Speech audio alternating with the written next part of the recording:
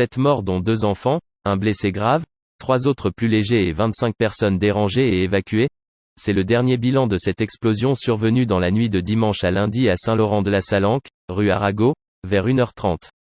Une conférence de presse est envisagée en fin de matinée. Un homme de 27 ans, très gravement blessé, a d'abord été évacué vers l'hôpital de Perpignan avant d'être transféré vers le CHU de Montpellier. Il a visiblement sauté du premier étage pour échapper aux flammes. 3 personnes ont été légèrement intoxiquées par les fumées. Puis, vers 8h30, les secours ont annoncé voir découvert un corps dans les décombres. L'explosion a été suivie d'un incendie, selon le colonel Di Bartolomeo, qui intervenait ce lundi matin sur France Bleu Roussillon. 85 pompiers étaient encore sur place. Une douzaine de sinistrés ont été accueillis au foyer rural de la commune, certains ayant été réveillés par l'explosion, d'autres par les pompiers. Au moins 11 appartements ont été touchés. Il semble que l'explosion se soit produite au rez-de-chaussée de cet immeuble, au niveau d'une épicerie-sandwicherie.